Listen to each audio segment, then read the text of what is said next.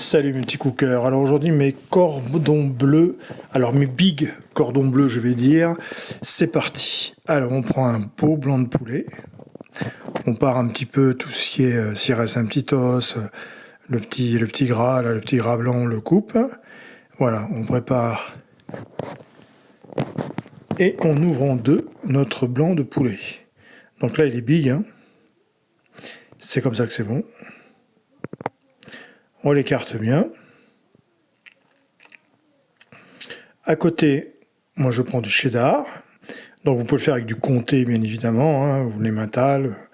Voilà, moi je prends du cheddar. Donc là ça se coupe un peu mal parce qu'il faut faire une grosse tranche pour que... En plus on a une machine à jambon, on peut le couper à la machine à jambon, mais bon.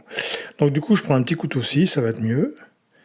Et puis l'important c'est qu'il soit à l'intérieur parce que de toute façon il sera fondu. Donc on s'en moque.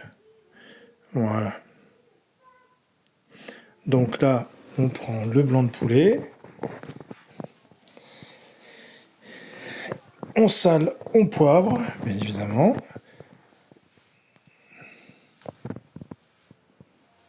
On y met le cheddar dedans. On en met quand même un petit peu, vous voyez que ce soit bien fromagé, hein. Voilà. Là, je vais y mettre du jambon truffé. Donc là, on a un petit jambon truffé cuit, bien sûr, jambon cuit. Si vous n'avez pas du truffé, ça marche aussi très très bien. Voilà.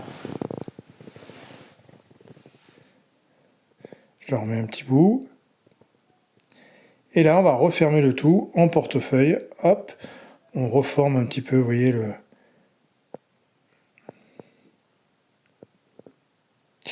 le blanc de poulet. Voilà, et là, on n'a plus qu'à faire la deuxième étape, vous voyez, donc là il est bien garni, on l'aplatit bien, on essaie que tout soit bien enrobé autour du fromage et du jambon. Voilà. Bon, moi j'en ai 10 à faire, donc je vais en faire 10 comme ça. Je vous le remontre, au cas où vous n'auriez pas compris. Bon, j'imagine que oui. Alors on va préparer les panures, hein, bien sûr, donc des œufs, on casse des œufs. Donc là vous voyez les 10 ont été faits au bout, hein, je n'allais pas vous montrer les 10, sinon la vidéo fait 2h34. Donc là, on casse les œufs. Dans un autre bac, bon, une assiette creuse, donc j'ai pris de la farine. Et ensuite, de la chapelure classique, fine. Voilà. On peut le faire avec de la chapelure pango aussi, hein, vous savez, la grosse chapelure japonaise, là, qui est pas mal non plus. On bat les œufs. Alors moi, je vais les cuire au four, hein. Vous pouvez les cuire à la friteuse, bien évidemment. Mais moi, je les cuis au four. Et donc là, je prends commencer la farine. Je prends mon premier blanc, hop, et j'enlève l'excédent de farine, hein, je tapote. Ensuite, je le mets dans les œufs. Donc là, je le trempe bien. L'idéal, c'est avec les mains, hein, parce que c'est vrai qu'avec une spatule ou quoi que ce soit, vous avez du mal. Oh là là, elle a pas mis de gants. Ouais, mais je suis avec 4 fois les mains avant, hein, vous inquiétez pas. Enfin, ça, c'est pour les hackers, hein, bien sûr. Et ensuite, on le met dans la chapelure. Voilà. On fait qu'une fois. Il y en a qui font 2 fois l'opération. Une fois suffit.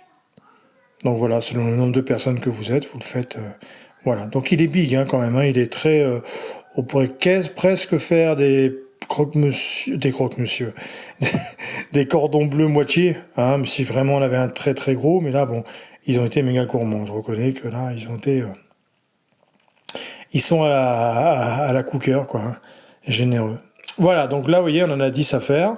On les fait tranquilles. Et vous voyez, il n'y a plus qu'à mettre nos fours après. Donc ça, une fois qu'on les aura les 10, je vais mettre le four à 180 degrés et je vais les enfourner une bonne vingtaine de minutes à 180 degrés. Voilà, là, vous voyez, ils sont prêts à être enfournés. Là, ils ont tous été chapeaurisés, on va dire, avec la chapelure. Et voilà, une fois qu'ils ont passé 20 minutes à 180 degrés, four chaud bien sûr, ils sont tout cuits. Vous pouvez le faire à la friteuse, hein, ça marche aussi, mais c'est plus gras.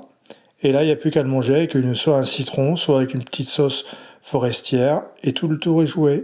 Voilà mes petits cookers. Ciao.